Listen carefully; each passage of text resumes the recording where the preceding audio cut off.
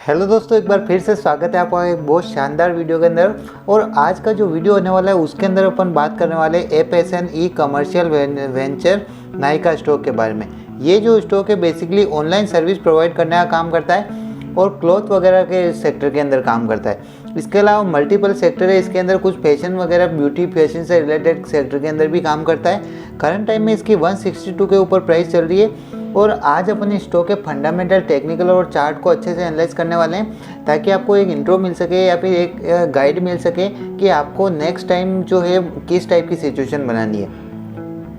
अच्छा, मैं जो ये वीडियो बनाता हूँ, ये जो मैं करंट टाइम की जो सिचुएशन चल रही होती है उसके आधार पर वीडियो बनाता हूँ और लॉन्ग टर्म का प्रिडिक्शन करने की कोशिश करते हैं हम। लेकिन कभी कभार जो सिचुएशन होती है वो स्टॉक के अंदर बदल जाती है अचानक से, जिसकी वजह से उसकी मूवमेंट थोड़ी बहुत सी ऊपर नीचे हो सकती है। लेकिन जो मैं आपको बता रहा हूँ वो लॉन्ग टर्म के हिसाब से होता है। तो उस जो वीडियो में बताता हूँ तो उसको आप ध्यान में रखिए और बेमतलब का आप कुछ भी मत बोला कीजिए, ताकि आपको एक बार बिना एनालाइज किए आप सिर्फ 2-4 दिन की प्राइस अगर किसी दिन गिर जाती है तो आप फिर मेरे को बोलते हैं यार ये देख लो, आपने जो वीडियो के अंदर बोला था अब तो प्राइस बिल्कुल गिर रही है। तो उस बात का आपको ध्यान में रखना है, कुछ भी ऐसे मत बोला कीजिए।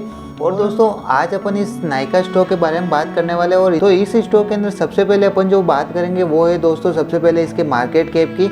मार्केट कैप जो चल रहा है 46,238 करोड़ का मार्केट कैप है, यानी कि एक लार्ज कैप की कंपनी है। ठीक है, इसके बाद में अब अपन इसकी फेस वैल्यू की बात कर लेते हैं।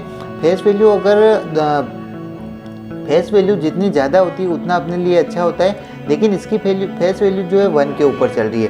फेस वैल्यू का मतलब ये होता है कि अगर किसी की कंपनी की फेस वैल्यू अगर 10 के ऊपर चल रही है तो इसका मतलब ये है कि वह कंपनी अपने शेयर को 10 टाइम तक स्प्लिट कर सकती है। ठीक है, लेकिन अब करंट टाइम में इसकी फेस वैल्यू 1 चल रही है तो ये अपने शेयर को 1 से ज़्यादा स्प्लिट नहीं कर पाएगी, यानी कि जो करंट प्राइस है इसको स्प्लिट नहीं कर पाएगी। तो यही फेस वैल्यू का मतलब होता है। तो 1 के ऊपर फेस वैल्यू चल रही है इसकी। अगला अपन बात कर लेते हैं इसकी डेब्ट टू इक्विटी की। डेब्ट टू इक्विटी का मतलब होता है कि कंपनी के ऊपर कर्जा कितना है या फिर डेब्ट कितना है। ये जितना कम होता है उतना अपने लिए अच्छा होता है। तो यहाँ पे आप देखिए इसकी जो डेब्ट टू इक्विटी है 0.69 चल रही है, तो ये अपने लिए एक अच्छी बात है। पॉइंट की बात करूँ तो वो है दोस्तों बुक वैल्यू और प्राइस टू बुक वैल्यू। सबसे पहले प्राइस टू बुक वैल्यू की बात करूँ तो 33 के ऊपर चल रही है। और स्टॉक की अगर इसके बुक वैल्यू की बात करूँ मैं तो इसकी बुक वैल्यू जो चल रही है 4.87 रुपीज़ के आसपास चल रही है।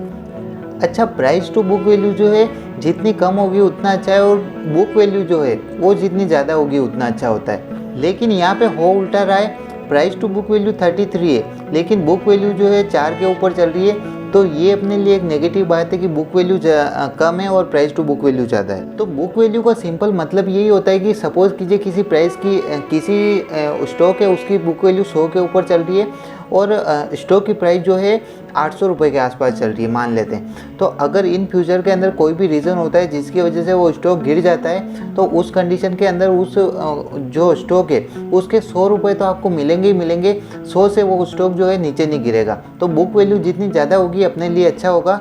तो यहाँ पे 4 की बुक वैल्यू चल रही है तो ये अपने लिए एक नेगेटिव बात है। अगली मैं बात करूँ तो करंट रेशो की। करंट रेशो का एक फॉर्मूला आता है कि current asset upon current liability. यहाँ पे करंट रेशो जो चल रहा है 1.35 के ऊपर चल रहा है और करंट रेशो मैंने आपको बता रखा है कि 2 के आसपास होना चाहिए। वो होता है तो अपने लिए एक अच्छा पॉइंट माना जाता है। तो यहाँ पे 1.35 पे तो ये एक अच्छा है, कोई भी बुरी बात नहीं है इसके अंदर। इसके बाद में डिविडेंड पे आउट की बात कर लेते हैं। डिविडेंड पे आउट जो होता है कंपनी की जो अर्निंग होता है कितना प्रतिशत शेयर होल्डर को डिविडेंड के रूप में दे रही है तो उसी को डिविडेंड पे आउट बोलते हैं। तो जितना ज़्यादा डिविडेंड पे आउट होगा उतना अपने लिए अच्छा होगा। डिविडेंड पे आउट इस कंपनी का जो है 0 के ऊपर चल रहा है। तो इसका मतलब ये कि इस कंपनी ने जब से रजिस्टर्ड हुई है सेबी के BSE और NSE के ऊपर स्टॉक एक्सचेंज पे, उसके बाद में इसने कुछ भी डिविडेंड नहीं दिया। तो यहाँ पे 0 डिविडेंड चल रहा है। तो ये भी अपने लिए एक नेगेटिव बात है अभी करंट टाइम में। इसके बाद में क्विक रेशो की बात कर लेते हैं। क्विक रेशो जो है बेसिकली 1 के ऊपर होना चाहिए और क्विक रेशो का एक फॉर्मूला है कि current asset minus inventory upon current liability, यानी कि करंट के जो एसेट होते हैं उनको इन्वेंट्री से अगर अपन माइनस कर देते हैं और उसके बाद में उसकी करंट की जो लाइबिलिटी चल रही है उससे अपन डिवाइड कर लेते हैं तो क्विक रेशो निकल के आ जाता है। यहाँ पे क्विक रेशो 0.64 चल रहा है और 1 के आसपास होना चाहिए। तो ये ठीक है, बुरा नहीं है। इसके बाद में अपन industrial PBV price to book value की बात कर लेते हैं। इंडस्ट्रियल पीबीवी कैसा चल रहा है, उसके बाद में स्टॉक का प्राइस टू बुक वैल्यू कितना चल रहा है। इंडस्ट्रियल का पीबीवी 8.35 चल रहा है और अगला अगर स्टॉक के पीबीवी की बात करूँ मैं, स्टॉक का प्राइस टू बुक वैल्यू 33 के ऊपर चल रहा है। बेसिकली जो इंडस्ट्री का पीबीवी जो होता है स्टॉक के पीबीवी से ज़्यादा होना चाहिए। तो यहाँ पे आप देखिए इंडस्ट्री का पीबीवी 8 के ऊपर चल रहा है और स्टॉक का पीबीवी जो चल रहा है 33 के ऊपर चल रहा है, तो ये भी अपने लिए एक नेगेटिव बात है। बेसिकली स्टॉक का प्राइस टू बुक वैल्यू जितना कम होगा उतना अपने लिए अच्छा होता है और इंडस्ट्री का पीबीवी स्टॉक के पीबीवी से ज़्यादा होना चाहिए। तो यहाँ पे इंडस्ट्री का पीबीवी 8 के ऊपर ही है और स्टॉक का पीबीवी 3 के ऊपर चल रहा है, तो ये अपने लिए एक नेगेटिव बात है। अगला अपन बात कर लेते पी रेशो की, प्राइस टू अर्निंग रेशो। तो इंडस्ट्री का पी और स्टॉक का पी दोनों अपन देखेंगे। तो यहाँ पे अगर आप इंडस्ट्री के पी की बात करूँ, यहाँ पे सबसे पहले स्टॉक के पी को देख लीजिए 1675 के ऊपर चल रहा है और वहीं पे इंडस्ट्री का पी जो चल रहा है 40 के ऊपर चल रहा है। तो इसका भी सेम सिचुएशन होती है कि जो इंडस्ट्री का पी रेशो होता है वो स्टॉक के पी रेशो से ज़्यादा होना चाहिए। तो यहाँ पे भी कम चल रहा है, तो ये भी अपने लिए एक नेगेटिव बात है। इंडस्ट्री का पी 40 चल रहा है और स्टॉक का पी 1675 चल रहा है, तो ये एक बहुत ही ज़्यादा नेगेटिव बात है अपने लिए। लास्ट अपन समझ लेते हैं प्रमोटर की होल्डिंग की। प्रमोटर की होल्डिंग यहाँ पे 50 के आसपास होनी चाहिए, तो यहाँ 52 चल रही है, तो प्रमोटर की होल्डिंग ठीक ही है। तो जितने मैंने आपको ये फंडामेंटल बताए उनमें से मोस्ट ऑफ जो है नेगेटिव साइन देते हुए नज़र आ रही है स्टॉक के अंदर। तो मैं इसके अंदर करंट टाइम में और दूसरे इंडिकेटर देखे बिना इन्वेस्ट करने की सलाह नहीं दूंगा। दूसरे इंडिकेटर की और बात कर लेते हैं। हालांकि मनी कंट्रोल के ऊपर तो बुलिश ट्रेंड ही बता रहा है, ये 43% लोग इसको बाय करने का रिकमेंडेशन दे रहे हैं। यहाँ पे बिग शार्क जिन्होंने इन्वेस्ट कर रखा है उनमें आईसीआईसी ग्रुप ने 2% की होल्डिंग है, एसबीआई ग्रुप की 2% की और इसके बाद में सेम इसी तरह एक और म्यूचुअल फंड है, इसने भी होल्डिंग कर रखी है।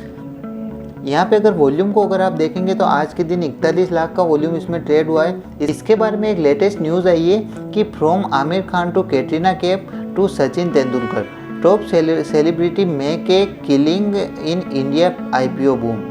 तो ये जो न्यूज़ है 8 मार्च को आई थी। अब अपन यहाँ पे है ना इसके फाइनेंशियल को समझ लेते हैं और फाइनेंशियल के अंदर सबसे पहले रेवेन्यू को अगर आप देखेंगे एनुअल बेस के ऊपर बढ़ा हुआ आया है रेवेन्यू, और वहीं पे क्वार्टर बेस के ऊपर भी इसके रेवेन्यू को देखेंगे तो उसके अंदर भी बढ़ोतरी हुई है। अच्छा, नेट प्रॉफिट को और देख लेते हैं। नेट प्रॉफिट जो है क्वार्टर बेस के ऊपर बढ़ा हुआ आया है। पिछले क्वार्टर 5 करोड़ का हुआ था और इस साल 13 करोड़ का प्रॉफिट हुआ है। इसके बाद में एनुअल बेस के ऊपर अगर इसके नेट प्रॉफिट की मैं बात करूं तो उसके अंदर भी कमी आई है। पिछले साल जो था 2022 में 103 करोड़ का प्रॉफिट हुआ था और इस साल 61 करोड़ का ही हुआ है, तो ये अपने लिए एक नेगेटिव बात है। अगला अपन इसकी इनकम स्टेटमेंट को देख लेते हैं और क्वार्टर बेस के ऊपर अगर आप सेल्स को देखेंगे तो दिसंबर 22 क्वार्टर से दिसंबर 23 तक इसकी सेल्स कुछ इस तरीके से रही है और इस क्वार्टर में ज़रूर सेल्स जो है बढ़ी हुई आई है। अच्छा, एनुअल बेस के ऊपर इसकी सेल्स को देख लेते हैं वो कैसा क्या चल रही है। तो 217 करोड़ की जो मार्च 2023 के अंदर सेल्स हुई है इसकी, और पिछले साल 187 करोड़ की हुई थी। तो सेल्स के अंदर इसके अंदर बढ़ोतरी हुई है, नो डाउट, कोई भी दिक्कत नहीं है। इसके अंदर सबसे इम्पोर्टेंट इसकी बैलेंस शीट को देख लेते हैं अपन, और बैलेंस शीट के अंदर अपन को करंट के एसेट और लाइबिलिटी को देखना रहता है। Liability basically year on year base के ऊपर कम होनी चाहिए और जो एसेट है वो बढ़ने चाहिए।